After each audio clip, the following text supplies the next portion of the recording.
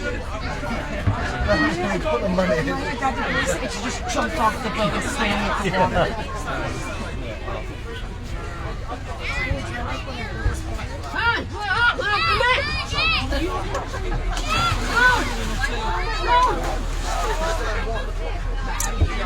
It's okay. Give it a second. Just patience. Also, piece off your Well, I can connect right now whilst you're waiting for it to charge on it.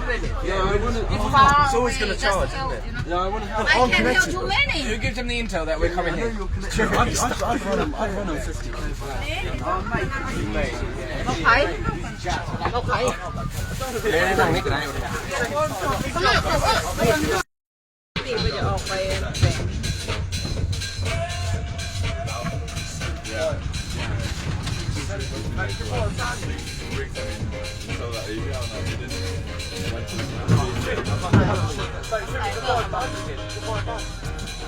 Fire bag! Who's got that?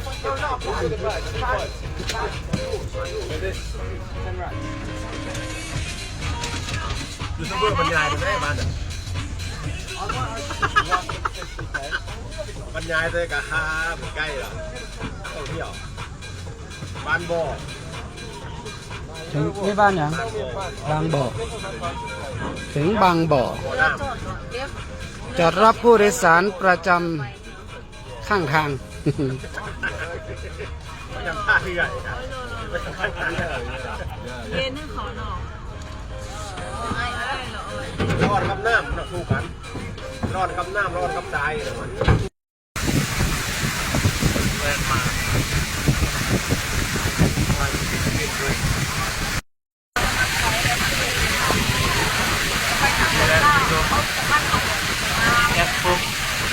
Very nice. The deep long ass. Not too bad. That's not really good. Yes, in the end over there it goes to 2 ton or 2. But there, very nice fish. Very nice.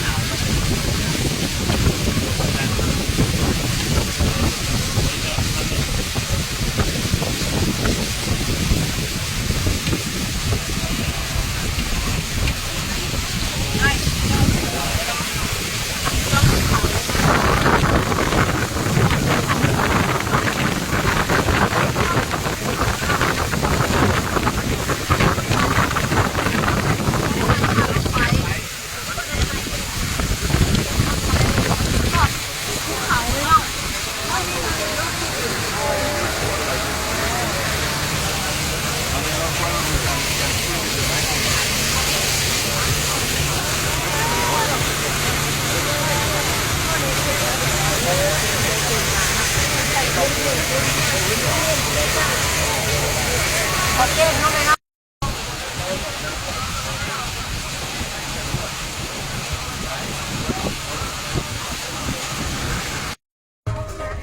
ตอนนี้ถึงหลวงพระบางแล้วนะครับพี่น้องไอ้เชียงใหม่ หลวงพระบาง หลวงพระบาง เดี๋ยวเราโอ้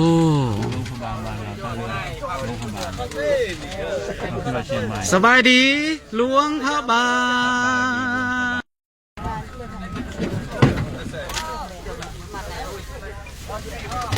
Welcome to หลวงพระบาง หลวงพระบางเรียกก็มี I guess คนที่นอนเดี๋ยวสิขอหลวงพระบางเลยเด้อพี่น้องถ้าเรือหลวงพระบางอะไรมันเป็นจังซี่หน้าตามันเด้อ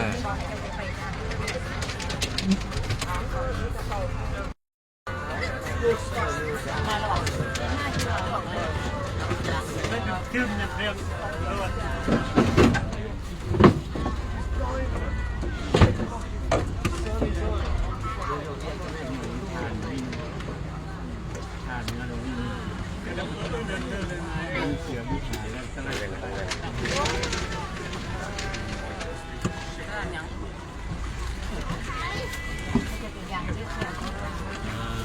โดยสารก็คือเสร็จมาหอด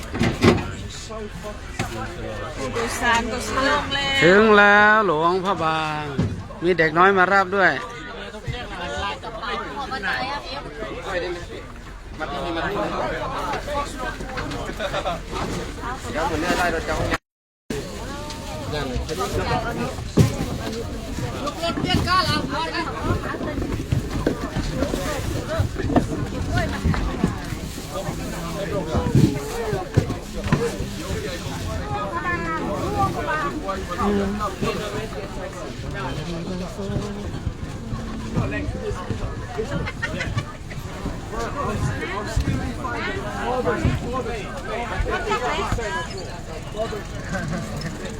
Welcome to หลวงพระบาง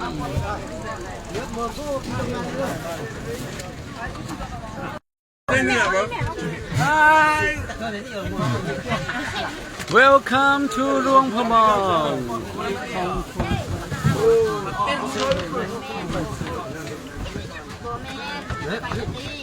ท่องเครื่องโก้อยู่คนนี้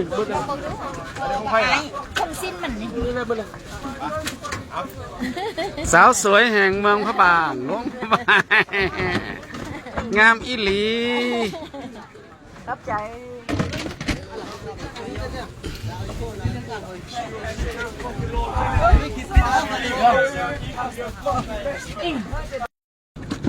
โอเคพร้อมกันเด้อโอเคเจอกัน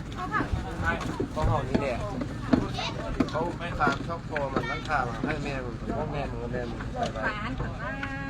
ไปกันคนนั้นแม่เข้าไปปั๊บท้ายคนท้ายคนนั้นท้ายจดตายนี่คนอ่ะ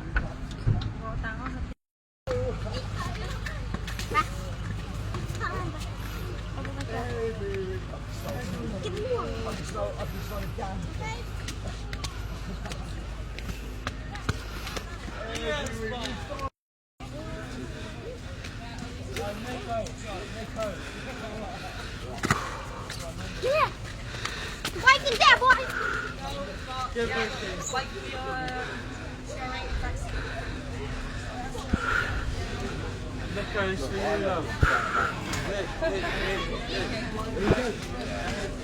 We're showing taxi, but they're on the. So I see it's not taxi.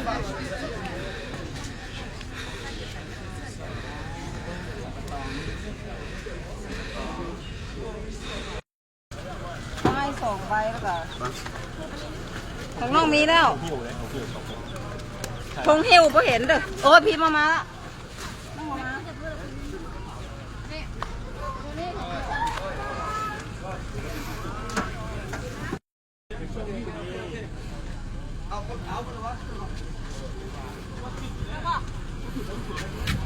เขาขึ้นน้ำกันบ่ขึ้นตัวนี้ช่องพี่นะ ว้าวโอเคโอเคน้องนั่งกันนี่นะเดี๋ยวไอ้ไปก่อนนี่เพราะต้อง จะขึ้นขั้นนี้ไหม ผู้หญิงขึ้นคันนี้ไปนะไอ้เขาไป2 คน คนข้าสู้ขึ้นนี้รู้สู้ขึ้นนี้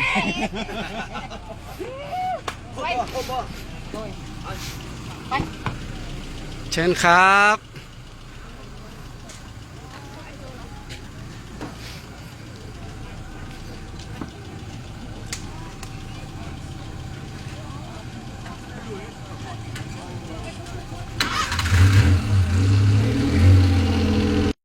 กันเลย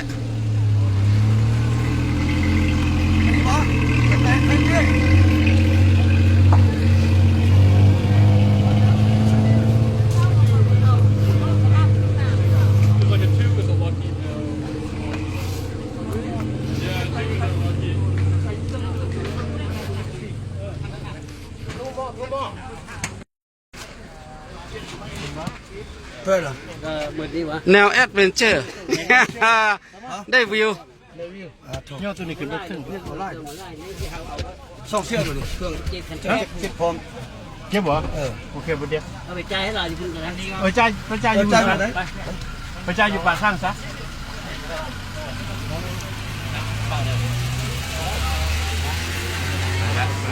เขารออยู่นะคันนั้นรออยู่ เส้นแผ่นโคตร ตามคันขาวไปเลย คนโลบางคือกันเทมาจะเป็นไร คือไก่นี้เนาะ เออ